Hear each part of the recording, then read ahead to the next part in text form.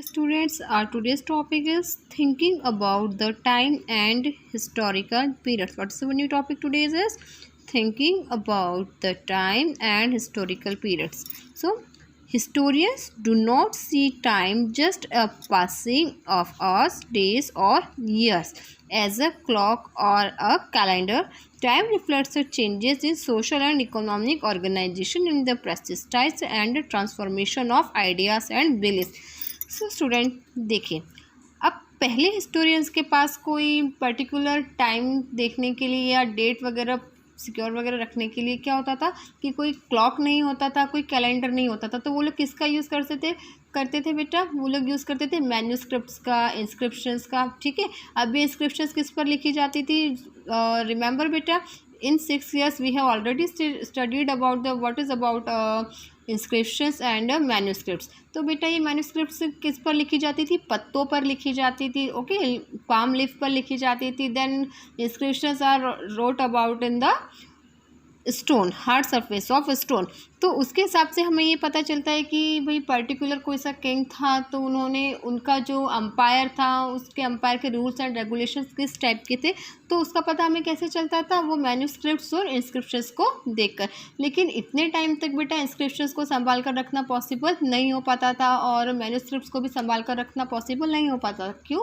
क्योंकि वो एक लीफ पर लिखी जाती थी। ठीक है, और इंस्क्रिप्शंस पर जो चीज़ें लिखी जाती थी वो हमें काफ़ी लॉन्ग टाइम तक हम उससे सिक्योर कर रख सकते थे। लेकिन उस टाइम पर बेटा जो लैंग्वेज लिखी जाती थी वो कौन सी लैंग्वेज होती थी? वो प्राकृत या पालवी भाषा होती थी। ठीक है, वो प्राकृत लैंग्वेज होती थी। लेकिन वो जो लैंग्वेज होती थी तो वो क्या बताती थी कि भाई पर्टिकुलर जो किंग रहे होंगे उनके टाइम का जो अम्पायर रहा होगा, उनका रूल्स रेगुलेशन किस तरीके के रहे होंगे, सोसाइटी में किस टाइप की उस टाइम पर सोसाइटीज़ रही होगी, इकोनॉमिक चेंजेस किस टाइप के रहे होंगे, वहाँ की political, religious and social life किस तरीके से रही होगी, ये हमें किससे पता चलता है? We know about all the inscriptions and manuscripts. So in the middle of 19th century, British historians divided the history of India into 3 periods. Okay student, you have to also underline in this paragraph बेटा। अब हम देखेंगे 19th century के middle में historian ने Indian history को कितने part में डिवाइड किया है? 3 पार्ट में। फर्स्ट पार्ट में कौन थे? हिंदू, सेकेंड पार्ट में मुस्लिम एंड थर्ड पार्ट में ब्रिटिशर्स। तो एक तरीके से हम देखते हैं हिंदू, मुस्लिम एंड ब्रिटिशर्स, ये 3 पार्ट में इंडियन हिस्ट्री को डिवाइड किया गया था। हिंदू बेटा कौन? जो कि फर्स्ट सेंचुरी से तो 7th सेंचुरी तक का जो पीरियड था वो हिंदू पीरियड था। मतलब वहाँ पर जितने भी जो इंडिया में जो राजा थे, जो इंडियन सब कॉन्टिनेंट में जो किंग थे वो हिंदू किंग थे। Then after that Muslim came in India and they started the Muslim dynasty. हम कह सकते हैं कि जब मुस्लिम इंडिया आए थे तब उन्होंने भी एक नया अम्पायर खड़ा किया था। अब हम मुस्लिम अम्पायर के बारे में we will studied about in next chapter. Okay, such as Tughlaq, Lodhi and Mughal empire also. It is very important, we will called it medieval history और Muslim history. And third one is Britishers. जब Britishers India आए तो उसको भी हमने एक part में divide किया था। So the historians divided the history of India into 3 parts, Hindu, Muslim and Britishers. This division based on the idea that the religions of rulers was only important historical changes and that there are no other significant development. अब ये जो तीनों जो changes किए गए, sorry जो 3 डिवाइडेशन हुआ है हिस्ट्री का, हिंदू, मुस्लिम और ब्रिटिशर्स में, इसमें क्या था? This division based on the idea that of religious of rulers.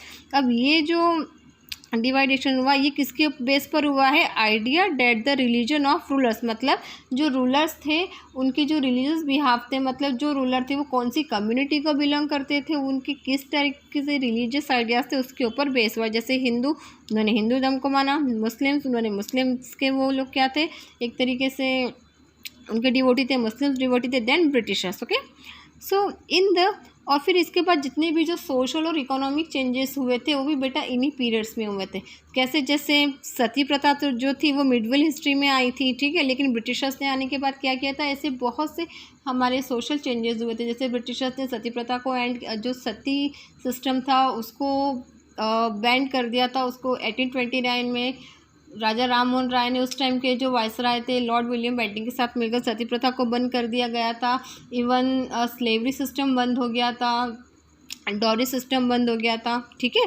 तो ये सब चेंजेस किस में होते हैं, ब्रिटिशर्स ने किए थे, मतलब ये ब्रिटिश हिस्ट्री में होते हैं। तो ये चेंजेस कौन सी कैटेगरी में हम रखेंगे बेटा, इन चेंजेस को हम रखेंगे सोशल चेंजेस कैटेगरी में। In the economic society of culture such A division also ignore the diversity of the sub continent. लेकिन इसमें जो इकोनॉमिक और जो कल्चर्स जो डेवलपमेंट हुआ था इंडिया सब कॉन्टिनेंट में, जो डाइवर्सिटी के सब कॉन्टिनेंट में जो हम कह सकते हैं जो चेंजेस हुए थे, उस चीज़ को किया गया था, इग्नोर किया गया था, ठीक है। Now next, few historians follow the periodization today. Most look economic and social factor the characteristic the major element of different moments of past. Okay, कैसे, जैसे first we have already studied about the hunter gatherers, who was hunter gatherers and what was their work. देखो hunter gatherers क्या थे, उनके work क्या थे, क्योंकि hunter gatherers mainly lived in the vast areas of jungle. वो लोग जंगल में ही रहते थे, वहीं से जो हंटिंग करते थे, गैदरिंग करते थे, जो plucking flowers and collecting the fish and ये सब कुछ करते थे। तो कहाँ से करते थे बेटा, जंगल से करते थे।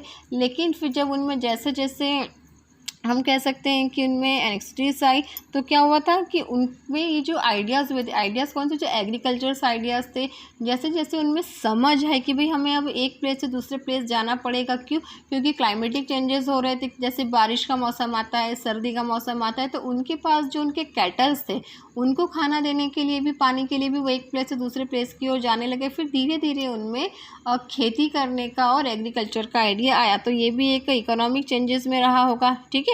अब मिडवेल हिस्ट्री में देखो, the historian will be the studying this year the often described as a medieval period. Medieval period मतलब वही मुगल्स पीरियड, जो कि हम मुस्लिम पीरियड्स को मिडवेल पीरियड्स भी कहा गया है। This 1000 years of Indian history witness the considerable changes. So ये 1000 years ऑफ हिस्ट्री जो रही है वो कंसिडरेबल चेंजेस रहे। कैसे, जैसे पहले जो ह्यूमन बीइंग थे वो हंटर गैदर करते थे, वो एक प्लेस से दूसरे place, they always moved on one place to another place, and after that they start to agriculture, and after that they started the urbanisation, ठीक है। फिर धीरे धीरे उनमें जो खेती करने के लिए सब किस चीज़ का इन्वेंशन हुआ, व्हील का इन्वेंशन हुआ।